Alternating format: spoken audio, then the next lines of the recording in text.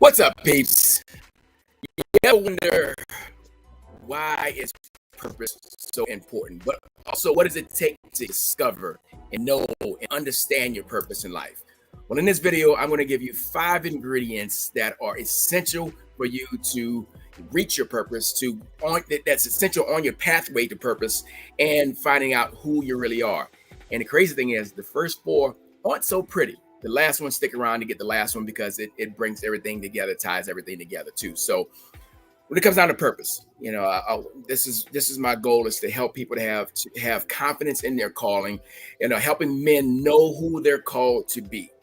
If 72% of men walk around and don't have a clue of either what their purpose is, or they are not operating in it, or not pursuing their purpose with passion. So these are the things that are essential for us to know, because this is what we're going to be judged according to.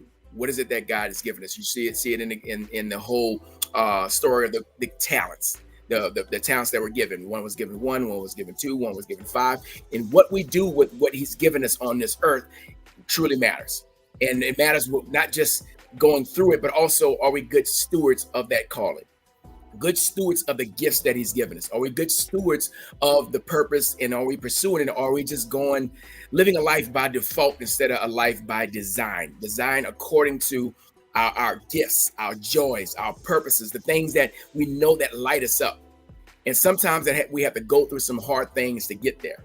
And so let's just get into it, guys. And of course, yes, if you're say who's Hey Buddy on there, if you're watching from my Facebook group, my Lionheart group itself, you got to give StreamYard permission so I can see who you are, your names there. But of course, if you're on YouTube, go ahead and drop. I'm going to 2 different places there. Go ahead and drop any questions, comments. I'd love to interact with you as we go through this as well, because this is live. This is live, baby. We're gonna be doing this, like I said. Sorry for the later time. I had to move it around because we shifted our schedule with this week because of the eclipse. So we had a training session inside of here. But let's get into it, guys. So like I said, 5 essential elements or ingredients that are necessary for you to walk in purpose. And first are tests. Okay, all these are going to have T's to it as well, so you can pay attention to that. Is the test, or the tests that we go through. Think about in school. In school itself, we have to have tests to find out if we know the material. If we don't pass the test, we don't get the right grade. We have to repeat, or we have to do better on the next test. There will be another test coming. And in life, what persists, what is still the things that we haven't conquered yet, the things we haven't won, those tests for our countenance, the test of our fruit of our spirit, the test, if we have enough in us, it's always going to happen. And if we fail it, another test is coming. If you get out of character with someone in a particular situation and you don't handle that correctly, you're going to have another situation like that. So we're going to have tests along the way to find out what's in us or what's not in us. Where do we need to grow? Where is our fruit? Or we have love, joy, patience, long suffering? Do we have these kindness? Do we have those elements in us, the fruit of the spirit? Or are we being forgiving? So those things are going to keep coming up through life. How do we handle hard situations? How do we even accepting compliments? Sometimes we're tested in an area. And of course, in Christendom, sometimes we have this false humility, this thing where we really don't understand how to accept compliments. Or, not walking in gratitude, even though He says give thanks in all things. So are we letting the situations in life, dictate and determine how we respond? Or are we going to be set according to His word? Or are we going to be set according to what is my calling for myself? Okay. So one thing about tests, it builds our character. Once again, if I realize that, man, I didn't do a great job of this, if I'm humble enough and recognize that there's some growth that needs to happen there, that I need to build my character. I need to build that fruit. There's some things that still need work in me. So the gratitude of that is saying, you know what? Thank you for showing me where I need to grow. And so I don't walk ignorantly. I don't continue to walk foolishly in certain areas. So I can build into the character that's necessary for me. Okay. Some things that gets us pushed out of, a lot of people say comfort zone. I like to say familiar zone, because a lot of times it's not comfortable to be in the wrong environments, the wrong situations, but it's familiar. It's what you're used to. So sometimes we need to get tests to go to the next level. And here's the thing that's very hard for the ego, is that at the next level, we're the worst. We may be handling business at this one level, but when we go up to the next one, there is a part of us that has to be bad here. So in anything we start new, anything we start that's at a next level, a new opportunity, a new business, or a new job position, we kind of suck at it at first, and that's okay. We're supposed to. It's brand new, so we're gonna be bad before we good and good before we great. Most people won't endure the lack of esteem that happens going from bad to good. Good to great takes some time in most situations, but are you willing to go through the loss of esteem, loss of whatever it may be, to humble yourself and know that it's okay for me to go through this particular situation? Because if I'm staying persistent and learn and keep getting better, I can learn some new skills and be resourceful so I can pass these particular tests as they come. Because the tests will continue to come through your life. You're not going to escape the tests and trials of life. Okay, so which moves me to the next one. Trials. Number 2 is trials. Trials are very similar to the tests, but it's almost like a season of testing. You may be going through certain, like a hard relationship, and there may be some constantly things that's going on that's rubbing you the wrong way or bringing out some things that's inside of you. So there's seasons of trials that come along, and they're necessary. They're helping us to build that endurance. One thing I like what Winston Churchill says, that success is not final. Failure is not fatal. So it's the courage to keep moving forward that counts. Are we going to stick with those particular things and endure the tests, endure the trials as they come? It's totally up to us to be able to do that. But the trials give us resilience. If you think about working out, in order to build muscle, it's resistance training. The resistance builds the resilience. I can do more. I have a greater capacity because I've done this so far. I've done that so far. So these things are moving up and building towards my character. They're building towards the purpose that's within me itself. So how do you stand in the face of adversity? The Bible talks about if you faint in the day of adversity, your strength is small. So in the day of adversity, meaning that he doesn't say that if the day of adversity comes, there will be days, sometimes weeks, months, seasons of adversity. And you're going through that season itself, but are you going through lawfully? Okay. It helps build the inner strength within you. It helps build that character, that grit, that anti-fragility that's necessary, that emotional resilience and intelligence that's necessary for you to endure your path. To be able to continue on your path itself is all necessary. So also, what you go through, you give yourself another level of empathy, not just sympathy, but empathy. So the tests and trials that you go through, what things, because you've gone through it, that person coming behind you, you actually have the equipment now. You have the tools necessary to help that person along the way. Okay. So part of that empathy is necessary. There are certain circumstances and situations that I've gone through that I can help somebody that maybe you can't, and vice versa. Some of the things that you've dealt with, it specifically equips you to deal and work with and help and lead and serve, coach, mentor other individuals because of what you've gone through in the tests and trials that you've gone through in your particular life. So it equips you. We don't like it while we're going through it, but on the other side of that, if we go and we learn the lessons and we go through lawfully, on the other side of those trials and those tests are a level of empathy that you can pass on to the next person. Okay. Number 3, this is the hard one. Traumas. Traumas are going to happen in our life. We're not going to get out this life scot-free. Hard stuff is going to happen to us. Okay. But what is your ability to turn the pain into purpose? I think about Tony Robbins. Many of you guys know Tony Robbins. His mission in life, what he does is driven to help feed hungry families. Why? He didn't just out of the blue say, I just want to feed some hungry families. He himself went through hunger. Okay. And his dad had this pride and arrogance about him that he didn't want to take handouts in his thing. He was taking out handouts. And a guy came to his house and actually had food for his family and they were hungry. But his dad had this ego, like, we don't take handouts. And he actually would shut the door. The guy put his foot in the door. He said his dad was a big guy. Put his foot in the door. It's like, don't let your ego cause your family to suffer.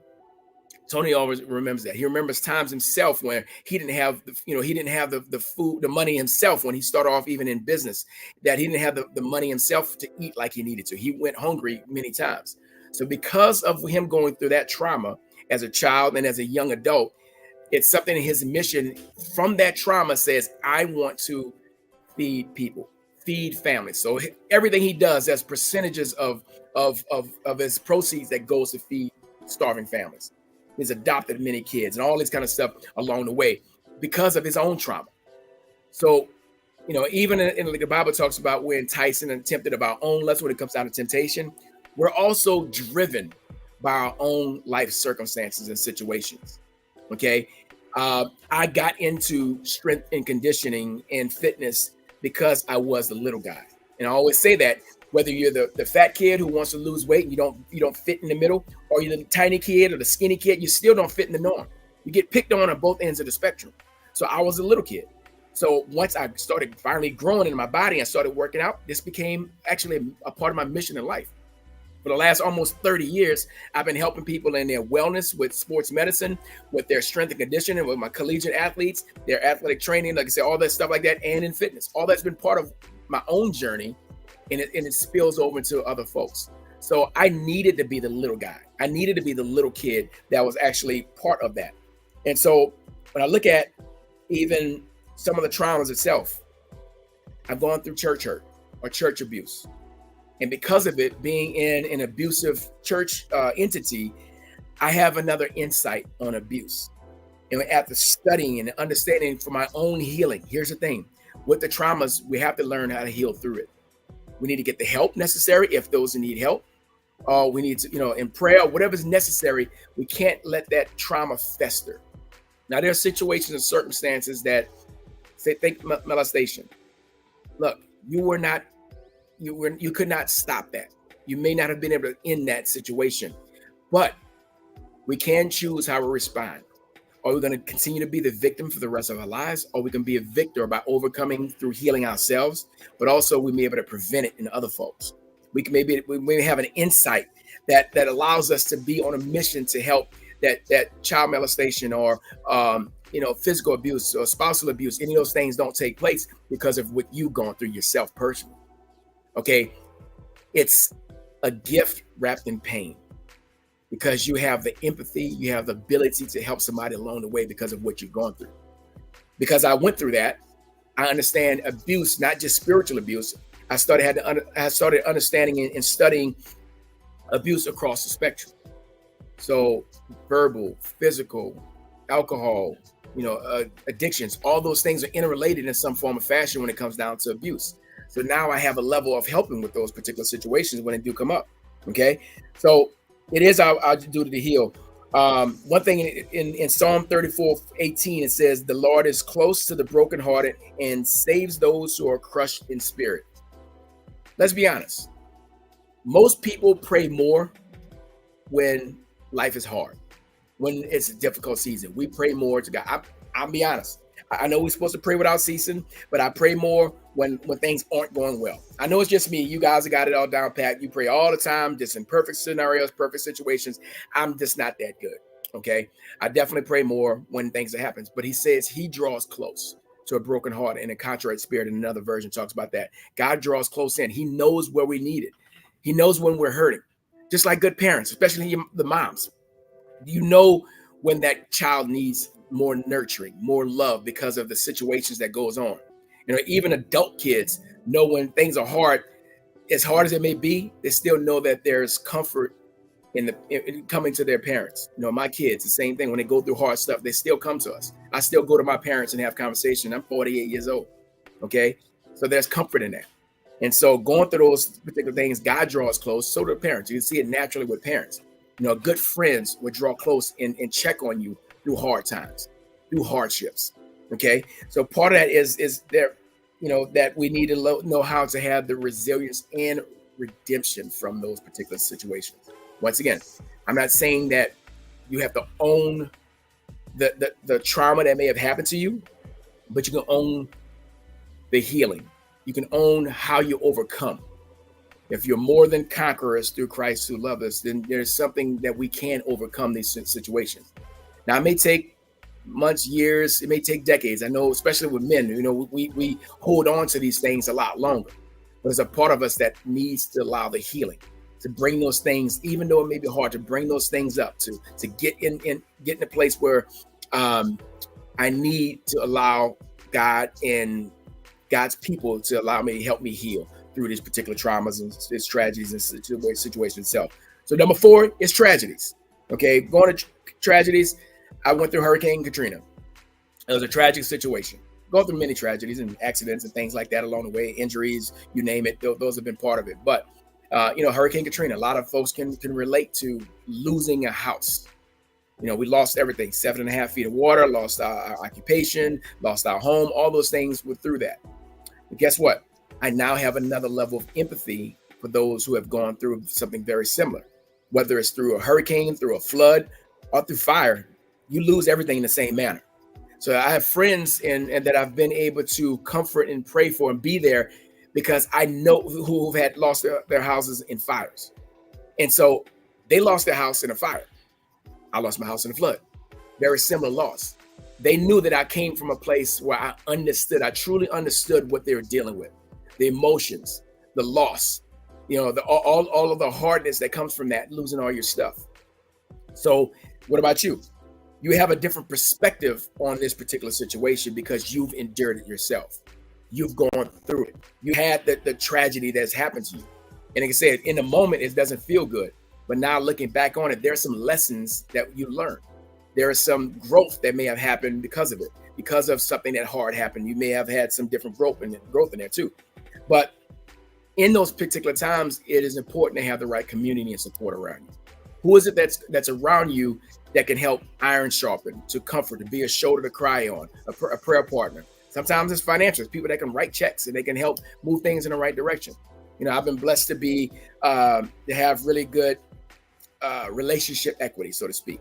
So if people need things, I can connect folks. One of my coaches, Brian Grasso, would always call it a nexus. Being a person who can connect and put people together. I've been blessed to do that. I have good social equity because I'm just involved in my community itself and on social media. So I can help connect folks with situations and circumstances because of that too as well. So who is around you in those particular situations? Okay. Who is around you through those particular situations that support you? The tragedies may rob us of those particulars, like what's going on there, maybe loved ones, loss of certain people, but there are lessons in there. There are things that we could pull if we learn how to cherish those moments, the good memories that come along with it. And so with that, I gave you 4 really, really hard ones. So let's end off with a victory. And that is your triumphs. So the triumphs, number 5 is the triumphs. So what are the things that you've won? What are the victories that you've had? What things have you overcome? Okay. And I'm my mindset coach, and one of our number 1 things we start off is counting wins. You've got to count your wins, meaning what did I do well? And some days, like I had a bunch of calls and new clients and all these things. Some days you have to count the wins, like, you know what? I had a good lunch. You know what? I didn't sneeze as much today. Sometimes it's really something simple, but you got to count the wins. And when you count the wins, you can't go with the buts after. As much as I like big butts and I cannot lie, do not add a but to that. Here's an example of that. Yeah, man, I had a really good day today. At work, I had closed 5 deals and everything. Yeah, but I lost those 3. That's not what we do. You're living in what's called the gap in the game. You're living in the gap about what you did not accomplish. You're living in that part where what you didn't do. So no matter what, count the wins, but don't add the but. So a lot of times we add the but out there because we think there's a false humility that we have to have. Well, we think it's humble humility, but it's really a false sense of humility. And we have to pay attention to that, especially in Christendom. I know it so well. I've done it before. Somebody give me a great compliment. Coach, you helped me lose 150 pounds and I'm no longer on any meds and I feel real good. And, I feel better about myself than I've ever done. I'm going to live longer. My family loves me. I'm more happy. And I'm sitting there going, I'm just hanging out. You did all the work. I'm just kind of pointing around. Bruh, just say thank you. You can say thank you. I did participate. I did coach and lead and help and held that person accountable to their goals. So I was an instrument in there. But so many times, especially for those of you guys who serve and you're servant leaders, many times it's hard for us to take the compliments, refute it. Now, the Bible says, let others praise you. Don't walk around, look what I did. I'm not talking about that. But the fact that you have to count the wins in your life. You have to count those particular things that you're doing well along the way. Okay. So celebrate those victories. It's okay to look back and say, man, I've done well. I did well with that, because we need that confidence, because the world beats you down. Sometimes friends and family beat you down and tell you your ideas are stupid and this is never going to work. And I don't know why you're doing that. Why are you leaving that cushy job to go start this passion project? It's a passion project.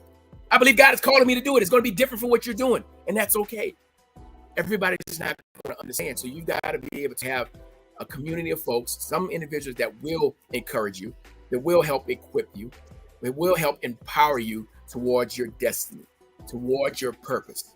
So we've got to be able to count the victories, even in those tests, trials, and tragedies along the way, the traumas along the way. I still got to count and look in there and say, where is the good in even those things?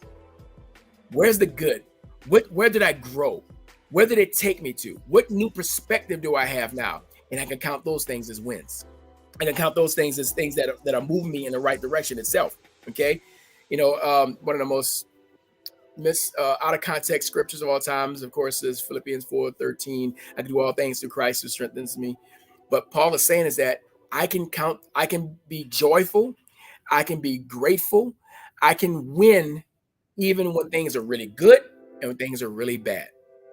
That means it's a perspective. I choose to still believe in this is just a season. This is just a trial. I'm going to get on the other side of this. If I have the right attitude, I become really resourceful. These are the things that will allow me to get past. So I'm counting these wins along the way. Okay. So when I have a win, it builds confidence. Confidence and courage are two different things. Courage is the faith to move forward without even knowing. That means I walk by faith and not by sight is the courage. The confidence happens after the win. Confidence happens after I've done the great thing. I've done the good thing. And I look back and say, if I did that, I probably can do this next thing.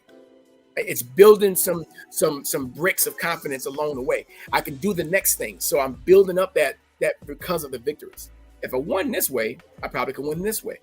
And that's part of where we need to see that. And many times we will disregard or diminish the wins along the way. And those are necessary. We have to be able to see the wins, count the wins, walk into those wins, because it's necessary and it's essential for us to grow. Especially with all the hard stuff. We're just using this one out of the five that's going to be the part that's moving us forward in that. So the resilience necessary. It builds the character, builds those things. I won that. You know what? I am a winner. I am walking to my personal greatness. I have what it takes, because many times we're going to walk in that self-sabotage, that self-doubt, that lack of self-worth, that not having the courage necessary. So we've got to be able to see where we're winning along the way. Okay. So all of these play a vital role in walking towards your purpose. Okay. I want to read this one part for you guys. As you navigate through the twists and turns of your journey, you may find strength in adversity, resilience in hardship, and purpose in every step you take. So hopefully this is helpful. Love to see your comments, questions, anything that pops up. If you have not yet, subscribe, like, get on the notification squad, all those good things, all the good YouTube things that you got to do out there, and share this message. If there's somebody you know that may be going through some hard times, needs some encouragement, I think this message will bless them, and I hope it bless you. So have a great one. God bless. Go hard. Peace.